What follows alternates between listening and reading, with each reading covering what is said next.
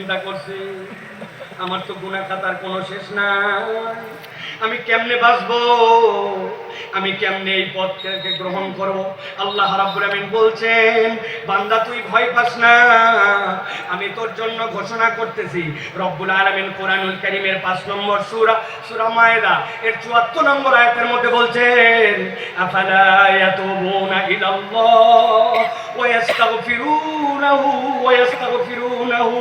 ওয়াল্লাহু গফুরুর রহিম। আমার আল্লাহ বলতেছেন, এই দুনিয়ার মানুষ ভালো করে বোঝো, আমি রব তোমাকে বললাম আফালা ইয়াতুবুনা ইলাল্লাহ, তুমি ওরা এই ড্রোন নেওয়ার জন্য ওই করতেছে, ড্রোন নেওয়ার জন্য ওই করতেছে, তোমার রবের কাছে ক্ষমা চাইবে, তাকবীর দিচ্ছে যাতে ড্রোন যায় ওই দিক চাইতে। তুমি যদি আল্লাহর কাছে ফেরত আসো আর যদি ক্ষমা চাও, আল্লাহ বলছেন আমি রব্বুল আমিন নিজেকে ঘোষণা দিলাম, আল্লাহু গফুরুর রহিম, রব তাকে দয়াময় ক্ষমা করার জন্য রেডি আছে। সুবহানাল্লাহ, সুবহানাল্লাহ। আমাদের কাজ রব্বুল আলামিনের কাছে ফেরত আসা। আল্লাহ অন্য আয়াতে বলতেছেন, কুলিয়া ইবাদিয়াল্লাযীনা আসরাফু আলা আনফুসিহিম কুল, হে নবী আপনি বলে দেন, ইয়া ইবাদিয়া, হে আমার বান্দারা, আল্লাযীনা, যারা আসরাফু, বাড়াবাড়ি করে ফেলেছো, আলা আনফুসিহিম, নিজেদের অন্তরের উপরে, লা তাকনাতু মির রাহমাতিল্লাহ, তুই তোর রবের দয়া থেকে কখনো ভরসাহীন হয়ে যাস না, ইন্নাহু ওয়াল গফুরুর রহিম। আল্লাহ বলছেন তোর রব নিশ্চয় ক্ষমাকারী আর নিশ্চয় তোর রব রহিম।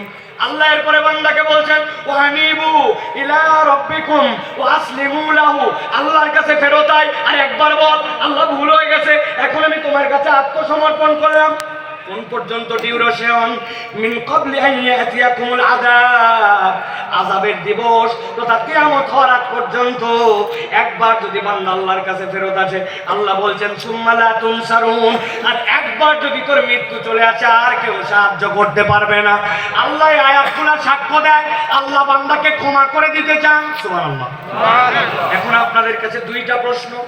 এক নম্বর, আল্লাহ রাব্বুল আমিন ক্ষমা করে দিতে চান, আমরা কি ক্ষমা পাইতে চাই? আল্লাহকে আমাকে শোনাতে হবে না, আমাকে শোনাতে হবে না, আমরা কি ক্ষমা পেতে চাই? আল্লাহ রাব্বুল আমিন ক্ষমা করতে চান, পেতে চাই। কিন্তু দ্বিতীয় জিজ্ঞাসা হচ্ছে, আল্লাহর কাছে ক্ষমা পেতে চাই, কিন্তু এর জন্য আমাদের কি কোনো প্রচেষ্টা আছে? কি সমস্যা? গুরুত্বপূর্ণ কথা ভাই, কেবল তো কথা শুরু। আমরা ক্ষমা পেতে চাই এবং আমরা ক্ষমার প্রচেষ্টা আল্লাহর কাছে করতে চাই, কিন্তু কোরআন হাদিসের পদ্ধতি অনুযায়ী ক্ষমা লাভের উপায় কি এ বিষয়ে আমাদের সকলের পরিষ্কার ধারণা নাই। আমি আপনাদের কাছে বলতে চাই, কোরআন হাদিসের বক্তব্য অনুযায়ী একজন বান্দার ক্ষমা লাভের সর্বনিম্ন 5টা উপায়। জিজ্ঞাসা করবো, উত্তর দিবেন শুনতে পারে। ক্ষমা লাভের সর্বনিম্ন উপায় কয়টা? হয় নাই? সকলে হাতগুলা নিচে নামান, এরকম করে হাত নিচে নামাবেন। আমি জিজ্ঞাসা করব কয়টা, হাত তুলে সবাই একসাথে বলবেন 5টা। কোরআন হাদিসের আলোকে ক্ষমা লাভের সর্বনিম্ন উপায় কয়টা? 5টা।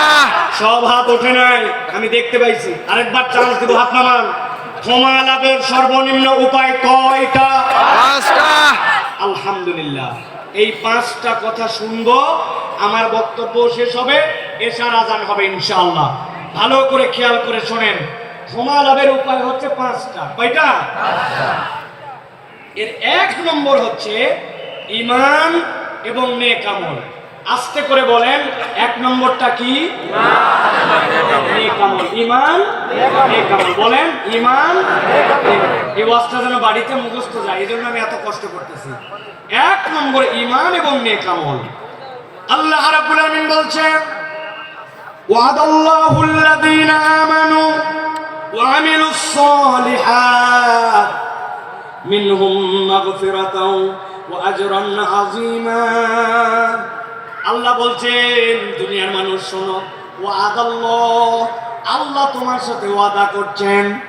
আপনি বাড়ি থেকে বেরিয়ে এসেছিলেন, বাচ্চা বলছে আব্বা আমার জন্য চকলেট নিয়ে আসবে, আপনি বলছেন ঠিক আছে চকলেট নিয়ে আসবো, কিন্তু বাড়িতে ঢোকার সময় ভুলে গেছেন। আপনি আপনার ছেলেকে বলছেন খাইলে ভালো রেজাল্ট কর, একটা সাইকেল কিনে দিব, কিন্তু আপনি সাইকেল কেনার কথা আর সামর্থ্যে কুলাই নাই, ভুলে গেছেন। বউরে বলছেন এবার খালি বেতন পাই লাল রঙের একটা শাড়ি তোমাকে কিনে দিব, এরপরে কত বেতন গেল, কিন্তু শাড়ি কেনার কথা বা সামর্থ্য অনেক সময় হিসাবে মেলে না।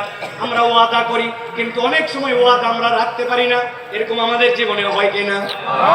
কিন্তু আল্লাহ বলতেছেন বান্দা আমার জন্য ওয়াদা করা লাগে না, ফাআলুল লিমা ইউরিদ। আমরা আল্লাহর ব্যাপারে বলি ইন্নাকা লা তুখলিফুল মিআদ, আমার রব কখনো ওয়াদার ব্যতিক্রম করেন না। কিন্তু সে আল্লাহ বলছেন ওয়াদাল্লাহ, আল্লাহ ওয়াদা করতেছেন আল্লাযীনা আমানু, যারা ঈমান আনবে। 2 নম্বর আমিলুস সলিহাত, ঈমান আনার সাথে সাথে আমলে সলেহ করবে। মিনহুম মাগফিরা, আমি রব্বুল আমিন তাদেরকে ক্ষমা করে দিব। ও আজরান আযীমা, আর আমি রব তাদের জন্য বিশাল প্রতিদানের ব্যবস্থা করব। কথা সহজ, কিন্তু বুঝে ঘাটতি আছে। আমাদের ধারণা আমরা তো আলহামদুলিল্লাহ ইমানদার, ঠিক না ভাই? আলহামদুলিল্লাহ ইমানদার, আমরা ইমান আনছি। এবার যদি জিজ্ঞাসা করে আমলে সলে করেন, নেক কাজ করেন, বুক ফুলায় বলবে করি, মানে নামাজ বাদ দেই না, রোজার সময় রোজা করি, হজ যাকাতও দেই সুযোগ থাকলে, বলি কিনা আমরা? প্রিয় ভাই ভালো করে বুঝে যান, ভালো করে অন্তর দিয়ে কথাগুলো বুঝে যান। আপনি আমি মনে করি নামাজ রোজা হজ যাকাত এইগুলা বোধহয় নেক কাজ। আমি আপনার কাছে ধারণা পরিষ্কার করতে চাই, নামাজ রোজা হজ যাকাত নেক কাজ, কিন্তু এইগুলা একমাত্র নেক কাজ নয়। বলবেন হুজুর এটা কেমন কথা? একটা ছেলে স্কুলে ভর্তি হয়েছে, ওই স্কুলের ইউনিফর্ম আছে, ড্রেস, ওই স্কুলে 70% উপস্থিতি লাগে, ওই স্কুলে প্রথম সাময়িক পরীক্ষা দেওয়া লাগে, দ্বিতীয় সাময়িক দেওয়া লাগে, ফাইনাল লাগে, পাস মার্কের জন্য 33 লাগে। এইটা যদি না হয় তাহলে ওই ছেলেকে ওই স্কুলের মধ্যে রাখে না। এটা যদি স্কুলের নিয়ম হয়, তাহলে আপনি যদি ইসলামকে একটা স্কুল মনে করেন, ইনস্টিটিউট মনে করেন, নবীজি বলছেন বুনিয়াল ইসলাম আলা খামসিন, ইসলামের একটা বেসিক আছে, যেই 5টা কাজের না থাকলে ইসলামের আর ভিত্তি থাকে না। তার মধ্যে আল্লাহর প্রতি শাহাদা, এরপরে সালাত, এরপরে আপনার জন্য যাকাত, এরপরে সওম, এরপরে আপনার জন্য আল্লাহর জন্য হজ। এই যে কাজগুলি, এইগুলা ইসলামের বেসিক। এখন আপনি এইগুলা কাজ 33 মার, এখন কোন বান্দা যদি বলে এইগুলাই করি মানে আমি ভালো কাজই করি, এর বাইরে আর ভালো কাজ নাই, আপনার বুঝের মধ্যে ভুল আছে। এইটা ভালো কাজ, তবে এটা 33 মার্কের কাজ, এইটা না করলে আপনি মুসলমানই থাকেন না, ঠিক না? কিন্তু আমাদের যশোরে অনেক লোক নামাজ পড়ে ঈমান ঠিক আছে, আল্লাহর কিতাব ঠিক মতো মানে না, কিন্তু ঈমান ঠিক আছে, আছে না? বলছে আমানতু বিল্লাহি ওয়া মালাইকাতি ওয়া কুতুবিহি, আমি আল্লাহর কিতাবের সব বিধান মানি, আল্লাহর কিতাব যা আছে তার প্রতি আমি বিশ্বাস করি, আমি আল্লাহর কিতাবকে গ্রহণ করে নিলাম। কিন্তু ওই লোককে যদি বলা হয় নামাজের ইসলাম মানলেন, রোজার ইসলাম মানলেন, কিন্তু আল্লাহর জমিনে আল্লাহর বিধান দিয়ে শাসনটা হোক, এই কথা বললে তখন বলে বক্তা দল করে। এরকম মুনাফিক মার্কা অনেক মুসলমান আছে। তার মানে বোঝা যায় আপনি আপনার ঈমান এখনো বোঝেন নাই। আমি আপনার কাছে জিজ্ঞাসা করব, বুঝে থাকলে বলেন তো, কোন লোক কোরআনুল কারীম নিছে, কোরআনুল কারীমের সে বলছে 15 পারা পর্যন্ত আমার মোটামুটি ক্লিয়ার, বাকি 15 পারা এখনো পড়া হয় না, তবে 15 পারার ব্যাপারে আমার কোনো মন্তব্য নাই, বাকিগুলো আমি দেখে শুনে সিদ্ধান্ত নিব, তাহলে সে হচ্ছে 50% মুসলমান। 50% না। আরেকজন বলছে পুরা কোরআন ক্লিয়ার, খালি সূরা নাসের ব্যাপারে আমার কিছু মন্তব্য আছে, সূরা নাসটা আমি ভালো করে জেনে তারপরে আমি কোরআনুল কারীমের বাকি মানব, তাহলে সে 99% মুসলমান। কত পার্সেন্ট? কোরআনের একটা অক্ষর যদি আপনি অস্বীকার করেন, আপনি 0% মুসলমান। আপনি না বলছিলেন সূরা বাকারা 39 নম্বর আয়াত, মালাইকাতি ওয়া কুতুবি, আমি আল্লাহর প্রতি ঈমান আনি, রাসূলের প্রতি, কিতাবের মধ্যে যা কিছু আছে সবগুলোর উপর, তাহলে আপনার কি ঈমান আনা হইছে? কথা বললেন না, হইছে? বাঁচার উপায় কি? সব মানতে হবে, সব মানতে। আমি একটা বাঁচার উপায় বের করছি, যদি আপনারা জানতে চান তাহলে বলে দিব, তবে শর্ত আছে, ফিরি ফিরি বলা যাবে না। যাওয়ার আগে আমার সাথে দেখা করে 50 টাকা করে হাদিয়া দেওয়া লাগবে। রাজি আপনারা? হুজুর খুচরা টাকা নাই, গাড়ি ভাড়া দিতে পারবো না, এগুলো বললে হবে না। কয় টাকা বলবো? দেখেন, পছন্দ হলে টাকা দিয়েন, না হলে দিয়েন না। এখন থেকে আমরা সিস্টেম করে আল্লাহর কাছে আগেই বলে যাব। আমরা এখন থেকে কালেমাটা একটু সিস্টেম করে বলবো, আমানতু বিল্লাহি ওয়া মালাইকাতিহি ওয়া কিছু কুতুবি, ঠিক। অথবা বলবো আমানতু বিল্লাহি ওয়া মালাইকাতিহি ওয়া সদ্দুর মুজি তদ্দুর কুতুবি। ঠিক। তাই কবরে ঘরতে ধরা করে বলবে আমি আগেই বলে আসছি। আমি আদিনের মাহফিলে বলছিলাম তদ্দুর কুতুবি, আল্লাহ যেমন ধরলে হবে না, বাটাম কি একটাও মাটিতে পড়বে না। এই জন্য ভালো করে বোঝেন, ইসলামের যে কোনো এক পয়সা দেন ভাই, ওইটা আপনার জন্য ঈমান। তাহলে আমলে সলে কি? ওই লোক তো সব জায়গায় ডিস্টার্ব করতে চান, আল্লাহ রাব্বুল আলামিন আমলে সলে নবীকে দিয়ে শিখিয়ে দিয়েছেন। আপনি আপনার জীবন না থাক, সমস্যা নেই। কিছু নেক কাজ করতে শুরু করেন। নবীজি বলছেন লিল মুমিনি আলাল মুমিনি সিত্তু খিসাল, একজন মুমিনের জন্য আরেকজন মুমিনের নিম্নতম 6টা দায়িত্ব আছে। আপনি এগুলা পালন করেন। আপনি মসজিদে ঢুকছেন, 5 মিনিট হাতে সময় আছে, অযথায় বসবো না। 2টা রাকাত তাহিয়াতুল মসজিদ করি, 2টা রাকাত দুখুলুল মসজিদ করি, তারপরে বসবো। 2 রাকাত সময়, 2 মিনিট সময় আছে, সুবহানাল্লাহি বিহামদিহি সুবহানাল্লাহিল আযীম করি। ধান লাগাচ্ছি, আস্তাগফিরুল্লাহ আস্তাগফিরুল্লাহ আস্তাগফিরুল্লাহ। সারা দিনে নিয়ত করছি 100 বার অন্তত দরুদ শরীফ পড়ে ফেলবো।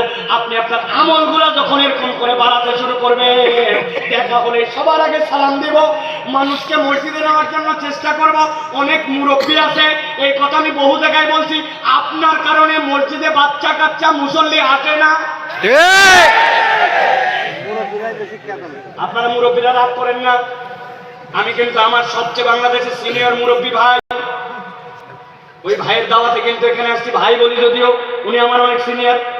ভালো করে বোঝেন, মুরব্বীদের কারণে অনেক মুসল্লিরা আসে না। বাচ্চা কাচ্চা মসজিদে আসে, একটু হাসি করে না ভাই, একটু কথাবার্তা বলছে, মুরব্বীর গেছে একবারে মাথা গরম হয়ে চিন্তা করছে কোন বেটায় এত বড় হাসলো, আমি তাকে দেখাবো। উনি শেষ বৈঠকে বসে আছে, এখন আত্তাহিয়াতু পড়তেছে, আত্তাহিয়াতু লিল্লাহি ওয়া সালাম। কার বেটা এরকম করলে? আল্লাহুম্মা সাল্লি আলা মুহাম্মদ। মনে হয় এটা হচ্ছে আকবরের বেটা হতে পারে। এরপরে আল্লাহুম্মা ইন্নী যালামতু নাফসি পড়তেছে, আর চিন্তা করছে যে ইমাম সাহেব এত লম্বা দোয়া পড়তেছে, বেয়াদবগুলো হাসাহাসি বন্ধ করে না। উনি এই সকল ভাবতেছে আর চিন্তা করতে, খালি নামাজ শেষ হতো দেখাচ্ছে। আসসালামু আলাইকুম ওয়া রাহমাতুল্লাহ, আসসালামু আলাইকুম ওয়া রাহমাতুল্লাহ।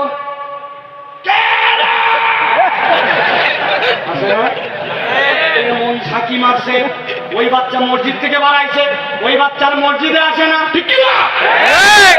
এই মুরব্বী যারা আছেন, কার কার পকেটে চকলেট আছে বার করেন। কার পকেটে আছে দেখি একটু। হুজুর চকলেট কেন রাখবেন? আপনি ওই বাচ্চাকে ডাকতে বলছেন, দাদু হাসে না মসজিদের মধ্যে, আয় এদিকায়, এই চকলেটটা নিয়ে পরের ওয়াক্ততে কিন্তু হাসবি না দাদু, কিন্তু মসজিদে কিন্তু আসবি। পরের ওয়াক্তে আবার দেখা হয়েছে, হাসে নাই, দেখছেন, পাশে নিয়ে দাঁড় করে আরেকটা চকলেট বের করে দিয়েছেন। এক ছেলে কয়দিন চকলেট খায় পছন্দ করবে না? 2 দিন পরে 5 টাকার একটা কয়েন বের করে হাতে দিয়ে বলছেন, দাদু একটা বিস্কুট কিনে খাস, তুই তো চমৎকার করে নামাজ পড়িস।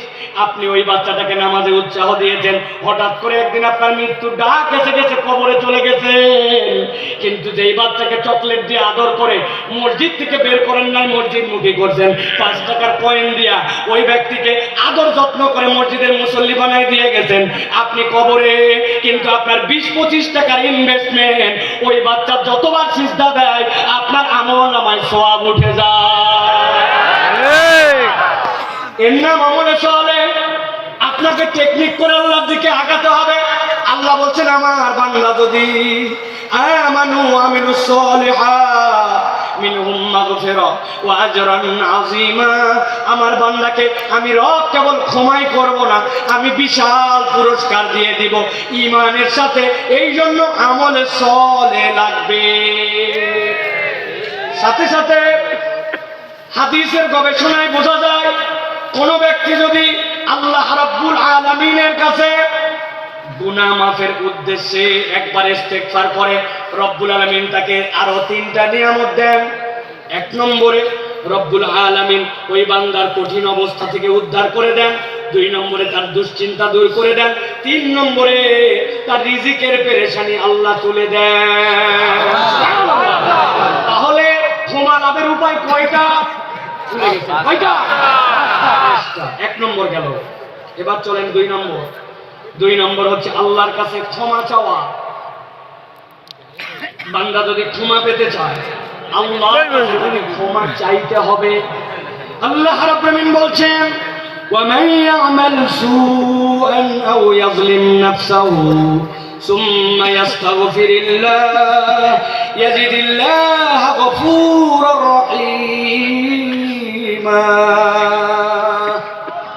আমার আল্লাহ বলছেন বান্দা ভালো করে বুঝো, ওয়ামান ইয়ামাল, তোমাদের মধ্যে যে করে ফেলে সুআন, কোন গুনাহ, আও ইয়াজলিম নাফসাহু, অথবা নিজের উপরে সে জুলুম করে ফেলছে, সুম্মা ইস্তাগফিরিল্লাহ, এক মুহূর্ত দেরি করে না, তার রবের কাছে সে ইস্তেগফার করেছে।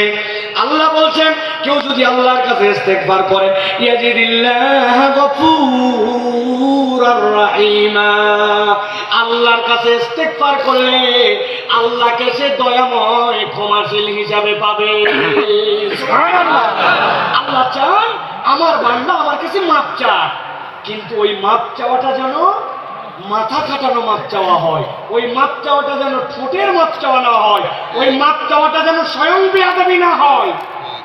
অনেক সময় বাচ্চা কাচ্চাকে বাপ মা কারোর সাথে বেয়াদবি করলে বলে বল সরি বল, সরি বল। ওই বাচ্চা এমন ভাবে সরি বলে, সরি বলাটাও একটা বেয়াদবি, সরি এমন ভাবে বলছে। আমরাও অনেক সময় আল্লাহর কাছে বেয়াদবের মতো মাপ চাই। আপনারা বুঝতে পারেন নাই আমার কথা, জন্য এই কথাটার সাথে সাড়া দেন নাই। আমরা আল্লাহর কাছে অনেক সময় বেয়াদবের মতো মাপ চাই। ঠিক বলছেন, তারা বোঝেন না। এক্সাম্পল দিয়ে বুঝাই। ইমাম সাহেব সালাম ফিরাচ্ছে, খেয়াল করেন। আসসালামু আলাইকুম ওয়া রাহমাতুল্লাহ, আসসালামু আলাইকুম ওয়া রাহমাতুল্লাহ। আছে কি বলছেন আল্লাহর কাছে? আরেকটা বুঝায়। এমপি সাহেবের কাছে গেছেন, একটা চাকরি দরকার আপনার ছেলের জন্য, সুন্দর করে যায় এমপি সাহেবের কাছে বলতেছেন, মানে এমপি সাহেব আপনার কাছে আসছে, আমার ছেলের কাছে চাকরি দরকার, জরুরি ভিত্তিতে আপনার অনেক ক্ষমতা আছে, চাকরি দরকার, মেহরবানি করে দ্রুত আমাকে চাকরি দেবেন। আসসালামু আলাইকুম। পাগলটা কোথেকে আসছে রে? এটা আস্তা বেয়াদব। কথা বললেন না? অত দূর গেলাম না, আমি হুজুরের কাছে আসছেন, হুজুর আমার ছেলেটা অসুস্থ, আমার ছেলের জন্য আপনি দোয়া করবেন, মায়ের করে সমান করা চলবে। আমার কাছে এত দূরে এসে দোয়া চাচ্ছে। আপনি হুজুর, আপনি এমপি সাহেব, আপনি লোকের কাছে যদি এরকম করে চান তাইলে ওই লোক আপনাকে বেয়াদব বলে। আর আল্লাহর কাছে আমার প্রয়োজন, কিন্তু আমি এমন ভাবে আল্লাহর কাছে চাই 2টা মিনিট হাতে সময় নাই, মনোযোগ দিয়া খায় মনোবাক্যে দিল লাগায়া আল্লাহর কাছে সিজদায় পড়ে 5 মিনিট 10 মিনিট ধরে কেঁদে কেঁদে আল্লাহর কাছে আমরা মাপ চাই না, অথচ আমার গুনাহ খাতার কোনো শেষ নাই। আপনাদের অবস্থা জানি না। আজকে সকাল থেকে আমার গুনাহ যদি আমার কপাল দিয়ে লেখা হতো নিয়ম সাহেবের মতো, স্টেজে উঠতে দিত না। অনেক মুরব্বী মানুষ মনে করছে বোধহয় মুরব্বীর দাড়ি পেকে গেছে, গুনাহ নাই। একটা মহিলা তার সামনে দিয়ে চলে গেছে, অন্তরের মধ্যে এমন কথা উদয় হয়েছে, ওইটা যদি বাহিরের মানুষ জানতো দাড়িওয়ালার আর ইজ্জত থাকতো না। জানা গুনাহ, অজানা গুনাহ, ভুলে যাওয়া গুনাহ, আমার আপনার আমল নামায় গুনার কোনো শেষ নাই। কিন্তু আল্লাহর কাছে কায় মনোবাক্যে দিল দিয়ে 5 মিনিট যাওয়ার মতো সময় নাই। ঠিক না? এই জন্য বলছি আমি, এমনি এমনি বলি না যে আল্লাহর কাছে বেয়াদবের মতো চাওয়া যাবে না। ক্ষমা চাওয়া মানে কি খালি আস্তাগফিরুল্লাহ আস্তাগফিরুল্লাহ আস্তাগফিরুল্লাহ, এটা নয়। আপনি দিল থেকে অনুতপ্ত হয়ে আল্লাহর কাছে চাওয়ার মতো যদি চান, আমি মাঝে মাঝে বলি, আপনাদের কাছেও বলি, ও ভাই আপনার নামাজটাকে একটু সুন্দর বানান। আমি নামাজ সুন্দর বানানোর জন্য একটা শুধু পরামর্শ দেই, আজকের থেকে শপথ নেন আপনার জামাত ছাড়া ব্যক্তিগত যত সুন্নত নফল আমি 7 তাসবির নিচে রুকু সিজদা আর দিব না। ইনশাআল্লাহ রাজি ইনশাআল্লাহ সুবহানাল্লাহ সুবহানাল্লাহ সুবহানাল্লাহ সুবহানাল্লাহ সুবহানাল্লাহ সুবহানাল্লাহ এরকম 60টা তাসবিহ পড়ব রুকুতে সুবহানা রাব্বিয়াল আযীম সুবহানা রাব্বিয়াল আযীম সুবহানা